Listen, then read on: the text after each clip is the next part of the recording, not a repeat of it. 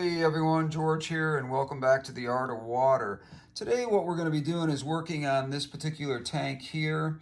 What we're going to be doing is cutting back some of the plants that are the carpeted plants in the front part of this tank.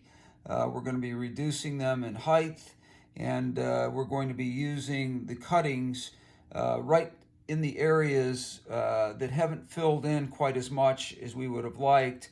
And by doing that, we're basically going to be filling that area in to look a little bit nicer, and also reusing the plants, which once they're in the soil will restart and rejuvenate and grow over the next few weeks. So basically, what you want to do is whenever you have plants doing this kind of thing, the best use of them is to get them back into the tank, get them started, keep that competition with the algae growth that might develop. Now, there is no algae problems in this tank whatsoever. It's as you can see, it's pretty crystal clear, and we do have some autocinclids in here that you can see right over here. I think there's either 2 or 3 of those in this tank. Excuse me, got a little cold here, I apologize. Anyways, we're going to be those guys, as I started to say, the autocinclids do help keep that algae at bay, especially the brown algae that is very common with most tanks. But this is going to give us an opportunity to put back a little bit of the plants that are in here and reuse them. And we're just going to be very precise about what we're doing as far as cutting them and replanting them. So we're going to take a minute to start that. Basically, what we want to do is, the first thing we want to do is remove the top on this. And obviously, then we are going to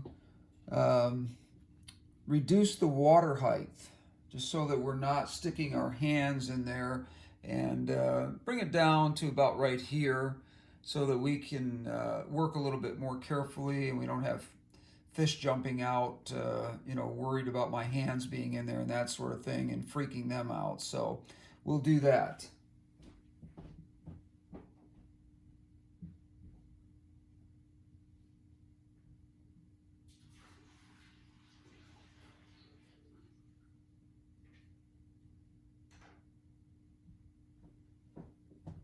What you want to do is siphon, probably right in a corner area where you're not going to suck fish up by accident or anything. You kind of have to keep your eye on this as you're doing it. So I got to start on that, and I just did a water change in here yesterday, so this isn't really necessary. We're only doing this for the purpose of reducing the water height so that we can make sure that we're not freaking the fish out too much and giving them an opportunity to jump out of the tank, as I said before. And this will help prevent that. So we're not going to take too much out. As I said, we're going to drop it down just a little bit more than what I've got it right now. But basically, that should do it right about there. We're going to pull up on that, and as you can hear, we're below the level where the water is now, just sort of moving out of the top of the spout at the top there, and creating an environment for me to get in there and kind of work around that area without a lot of difficulty. So I'm going to set this aside.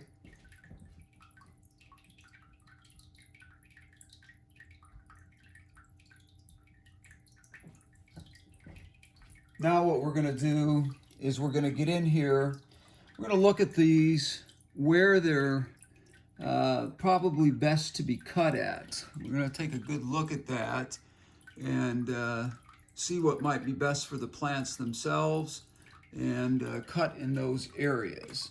So we're going to cut by moving the plant a little bit and then just making a simple snip like that. As you can see, that's going to float right to the top.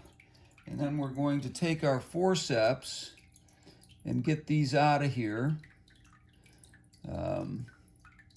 Being very careful to just bring them to the top and get them out. And same thing with some of these other ones back in here. We're going to be doing the same thing. Just snipping them just at a certain level so that they're still covering the bottom. They're growing well, but we're having that opportunity to create an environment where we have a little more plant to work with. And I think I'll cut this guy right here down as well. These will fill in again and start new shoots right off the top of them. That is pretty common. And it doesn't hurt the plants at all. It actually stimulates growth, to be honest with you. Once you start cutting, you're basically stimulating growth here. Now we've got the same situation going on over here with these ones, and we're going to do the same thing. We're going to look at these and we're going to take and cut them in an area where they are going to be the most use for us. Now, we've cut them down as much as I will want to cut probably these particular plants. This is a very small tank. It's not a large tank at all. And we're going to look for the plants. We're going to look for any growth, or not growth, but leaves from the plant, which we'll just get those onto here. And we're going to get these out of here. And as you can see, they're nice and full. And you're just going to take this stem right here, and you're going to stuff it down right below the soil, and that will root itself very nicely over the next few weeks. And all of this will just look fuller and fill in. These plants that we just cut, both sides here, we haven't done any harm to the plants whatsoever. I see one over here that I might want to trim a little bit more.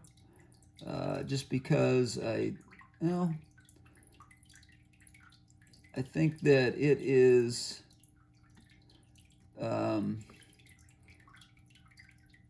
growing a little bit kind of awkward there. And so we've got about 5 or 6 new starts here. And what we're going to do at this point is take these starts. Now, planting a tank with starts like this can be a little bit frustrating, I guess is the best word for it, because it really can be hard to get them to stay into the soil. So we're going to work on that right now. We're going to try to get them stuffed down in there. And as you can see, I've got the tweezers, and I'm basically just stuffing them into the soil. As you can see, it's hard to get them to stay down in there because it's just not a lot of soil there. And it can be kind of frustrating at first, but if you work around with the scissors and that kind of thing, you might have to work the soil a little bit. And when you do, you're going to be kind of creating a little bit of a dirt storm in the bottom of your tank, and you may think that that's not good, but it doesn't hurt anything to do that. So anyways, we're going to get that guy down, and there we go. That's down in there. You're going to move some dirt around it. You haven't hurt any of your other plants that are well rooted in here already. They're going to be fine. And we're going to go ahead and we're going to do that again in some areas where we think we might need to fill in. And as you can see, each one of these cuts is going to be planted down into the soil and get a nice start by just being pushed down in there. And you don't have to do a whole lot, just enough to where you're covering them so that they can get a nice start with the roots. And we'll do the same thing over here on this side with some of these other cuttings that we have here, and see if we can fill these spots in a little bit more, working around the plants that we have in here. We're going to go like right in here. Yeah. Again, like I said, it can be a little bit frustrating because they have a tendency to want to float, which is, you just have to be patient with it though, and know that what you're doing is just going to take a few minutes. In fact, sometimes when you have a stem like that, it's best to trim that off and basically have it so that some of the leaf part is anchoring into the soil and making that a little bit easier to plant. So we're going to try that again. Perfect situation there. As you can see, we got a nice new plant down in there that's going to get a good start. And then we're going to take another one here. I don't have much to hold on to, so I'm going to go up a little bit higher and try to get this plant to just get anchored right in here someplace, pushing down hard on it. And sometimes you have to be a little bit more forceful and move the soil around a little bit, but it will get started. It will definitely get started, and you'll be glad that you did that, because you're going to have all kinds of new starts in places that you hadn't really expected to be able to do this. And again, we're going to trim off this little guy here and see if we can get in there. And I might have taken a little bit too much off that one. We'll see when we get in there, because there isn't much plant here to begin with, but we're going to try it. Maybe put it down in here somewhere. This one may not. There it goes. Perfect. And these, all they need to do is have just a little bit of time. And trust me, within a week or so, these plants are going to fill in again. And we have one last one right here. And we're just going to be a little bit more strategic about what we do with this. And this one here, we'll just take a look here and see where the best place is to maybe put it, which I'm thinking is about right there. And if we can keep it down in there by putting some soil around it, that's going to really do a lot towards keeping that going. And as you can see, now we've got everything planted in here. Pretty much all of the starts that I had in here are now gone, and we've reused them. We might want to take our tweezers.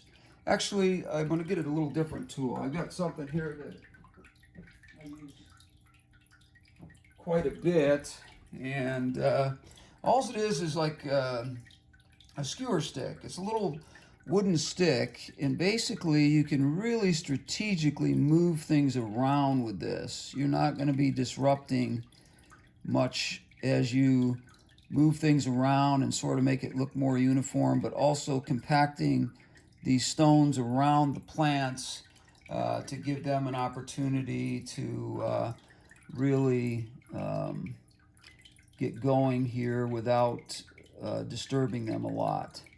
So basically, I'm just, for cosmetic purposes, I'm going to be moving this around a little bit, but we've accomplished pretty much everything we wanted to do here as far as the planting process goes. So it's a very simple process as far as the cutting part of it goes, and taking the cuttings and immediately putting back in the plant. You don't want to leave these in a cup to think about where you're going to put them and whatever, because the longer you do that, the plants start to deteriorate, and they're not much good after a couple of days. So I like to do it immediately so that the plants are off to the best start that they can possibly be off. Now these auto cichlids may disrupt these in here when they move around, but not likely because the plants are pretty thick in here. They probably will not run along the glass line. If they do, what can happen over the next few days is we could end up with a situation where we have some plants that have floated to the top. Now what I'm going to do with these water lilies, they're not water lilies, they're frogworts, but I am going to take them and trim. As you can see, I trimmed off as much as I could. Now the best thing to do is take them out, take their little runners off, and trim them over the top of the cup here, and just set them right here. They're going to be okay there for a minute. It's not going to hurt them to be there. And then you have some new starts that are right away, just need to be snipped off there, and you've got a whole new plant here that this stuff, I can't tell you how fast this stuff grows. It is just incredible. And you can see the little shoots that come off these. But anyways, we're just trimming off basically the runners and the plant itself. And then we'll refloat those back in here. As you can see, look at these little runners here. It's amazing how quickly they reproduce. They're all over the place on here. Hopefully you can see that with the camera. And any yellow leaves that I see on there, I'm going to cut off too. I'm not really seeing much in that area, but all these little runners that are coming off here, that are new plants basically, are just taking energy away from the main plant itself. So when we do this, we're not only trimming the plants up to make the root systems not so intense in the aquarium, but we're also getting some new starts from that. Well, we may put all of them back in here, or we may take some of them and go around to other aquariums that we have in the house and take those and really, I'm going to ignore that. Take those and put them in an aquarium that may need them. So give us, you know, a little bit of new growth for some plants that basically, or a tank basically that doesn't have a lot of plants. And this stuff reproduces so quickly. I throw lots of it away because it's just so much. There's so many of my tanks that have this stuff in it. And as I said, they really grow quickly. So you have to really stay on top of it. And otherwise, it'll just smother out the top of your whole tank. And again, just trimming the root systems down a little bit on there. And any of these new guys, sort of freeing them up. You can see them. There's a shoot that runs right off there, and basically you can see they just come right apart. And then we're going to trim that root system down, and it does not hurt these plants to do this. Basically what you're doing is you're just you're giving yourself an opportunity to have less at the top there hanging down that's going to distract you or take away from the look of your tank. Now I'm going to look in here. I don't think, maybe this guy right here has got a bit of a situation where it needs a trim too. It's a tiny little guy, but you know, it doesn't really matter. It doesn't take much, and these guys will really start to produce some pretty long roots on there. As you can see, I'm putting all the cuttings from the bottom of that into a cup here. Maybe cut this off a little bit too. Doesn't really need it. But now we're getting to the point where what's left here, there isn't many roots on these that are long. We'll trim them just a little bit, but that's really all that's left in here. Now the next thing we're going to do is we're going to go along and kind of clean up some of the leaves that got floating in here from the cuttings on the original plants that we were coming in here to cut. And we're just going to get those with our finger, and we don't want them decomposing in the tank. That does add to the tank's biosystem being disrupted. So we're just going along here basically and getting some of these out of here. This is a great little tool, man. You know, it's one of those tools that you find basically in the drawer in your kitchen. You know, for kebabs or something like that. They're just wooden sticks, and you basically are just